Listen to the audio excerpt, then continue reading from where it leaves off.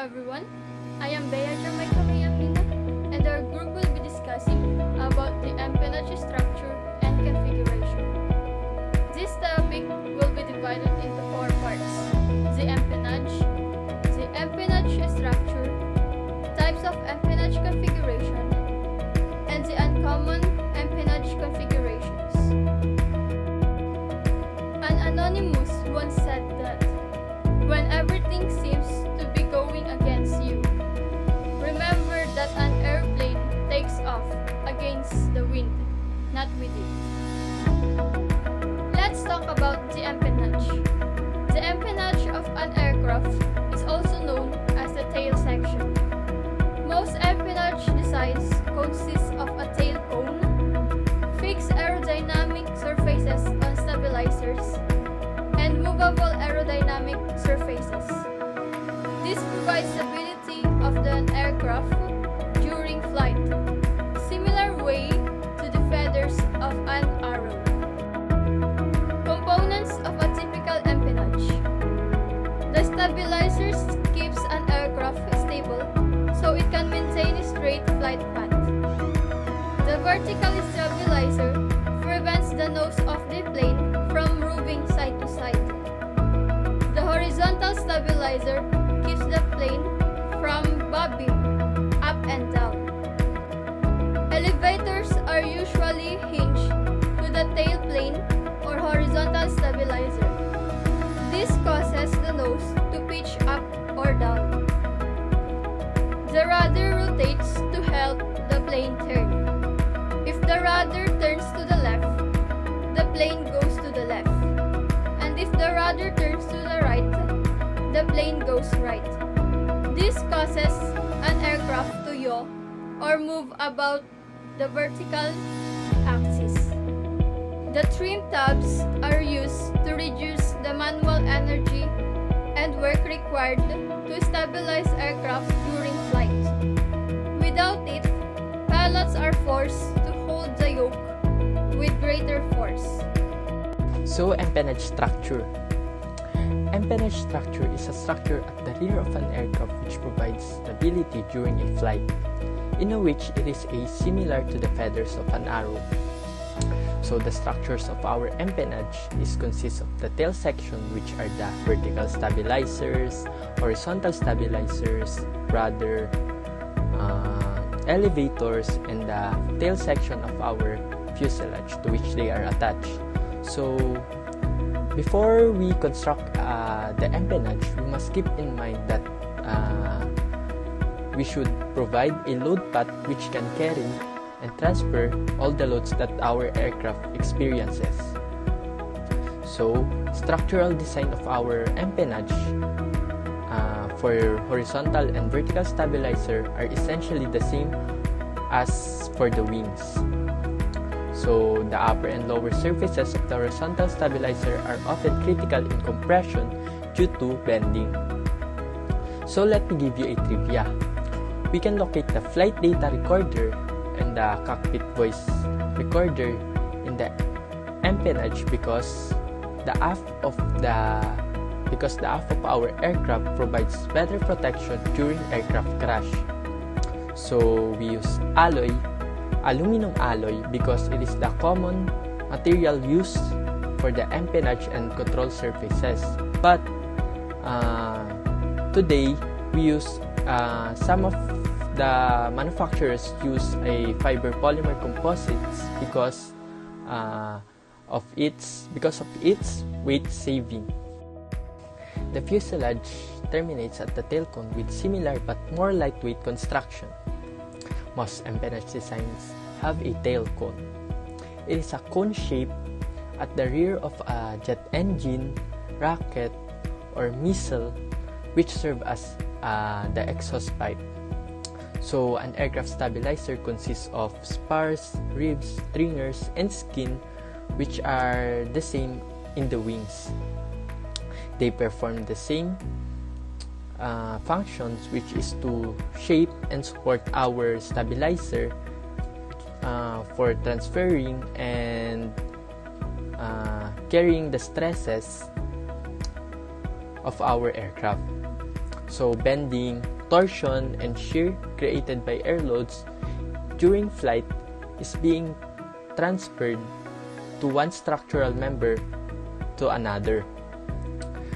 Each member absorbs these stresses and then pass the remainder to the other structural members. Ultimately, the spar transmits any overloads to the fuselage. Hello guys, ako nga pala si Carlos Miguel Katindig at nandito ako ngayon para ipaliwanag sa inyo ang iba't ibang configuration ng isang empennage ng isang aircraft. Kauna-unahan ay ang conventional. Kadalasan natin ito makikita sa mga transport airline dahil sa safety na hatid nito. Dahil may kakayahan ito na makarecover agad sa pagkakastall ng isang aircraft. Dua ay itong T-tail. Mas efficient ito pagdating sa aerodynamics kasi less ang disturbed na air na napupunta sa kanya. Nilalagay din ito sa itaas na bahagi para maiwasan ang stress air na napoproduce ng engine na pwedeng mag-produce ng drag sa empennage. Ngunit ito ay may disadvantages. Sinasabing prone ito sa deep stall at dahil kailangan ito ng mas matibay na vertical stabilizer, mas kailangan nito ang mas madaming bakal na susuporta sa kanya na nagre-resulta naman sa karagdagan na pabigat sa isang eroplano. Ay ang cruciform. Tinawag siyang cruciform dahil sa kahawig nito ang isang cross. Dito naman ay pinagsama-sama ang advantages ng conventional at ang T-tail sa kanya. Less undisturbed air pero hindi naman ganun ka-prone sa deep stalling ang isang aircraft na may gantong empennage. Ang susunod naman ay ang dual tail o tinatawag na H-tail. Dito naman ay makikita natin na dalawa ang vertical stabilizer na ginamit niya kaysa sa isang malaki lang. Dahil makakatulong daw ito sa pagbawas ng timbang ng isang aircraft. Isa din sa advantages nito ay ang pagiging reliable kapag hindi na gumagana ang isa. Pwede pa rin mag-land ang aircraft kahit isa na lang ang gumagana. Ginagamit din ang gantong design sa mga fighter jet dahil natatago nito ang init na napuproduce ng isang jet engine para maiwasan ma-detect ng isang radar ng kalaban. Ang susunod naman ay ang V-tail. Dahil pinagsama ang horizontal at vertical stabilizer nito, mas onti lang ang napuproduce na drag nito dahil mas onti lang ang surface na nadadaluyan ng hangin. Ngunit ang gantong configuration ay may mahirap na control system dahil sa kakaiba nitong itsura kaysa sa mga pangkaraniwang designs. Makikita sa mga aircraft na may maliliit na fuselage. Nakakabit ang gantong empennage sa wings ng aircraft at gawa sa dalawang longitudinal boom kaya naman ito nabansagan na boom tail. At ang huling empennage configuration naman ay itong multiplane tail design. Ang mga gantong design ay may dalawa o higit na horizontal stabilizer na ginagamit naman noong World War I para sa mga aeroplanong pandigma noon. Under uncommon empennage configuration, we have the McDonnell Douglas X-36. Ang empennage configuration nito is under no-fade empennage configuration.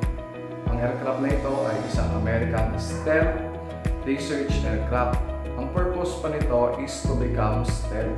So in order for them to meet the requirements of being a stealth, they decided to fly without the traditional tail assembly.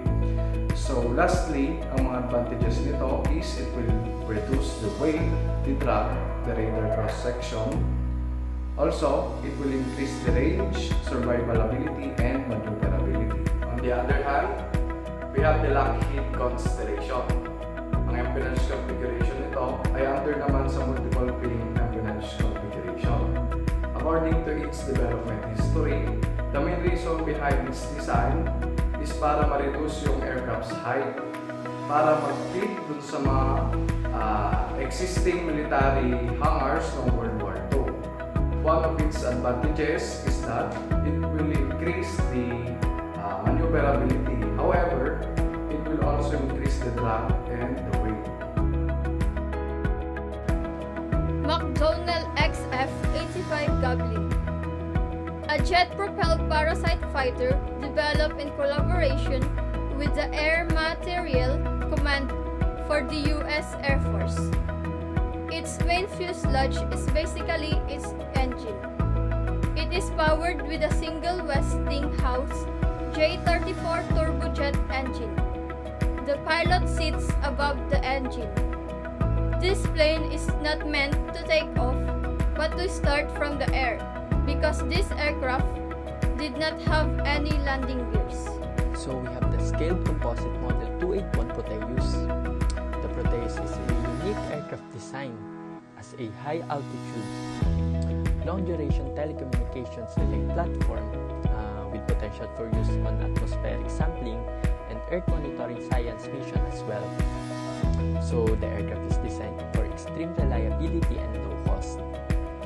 So this is an example of empennage of unconventional aircraft configurations. It is called tandem wing, which is a lifting canard where the lift forces are approximately evenly distributed between the wing and the canard. So canard means a small wing-like projection attached to an aircraft of the main wing to provide extra stability or control and sometimes replacing the tail. Lastly, we have the DH-108 Swallow.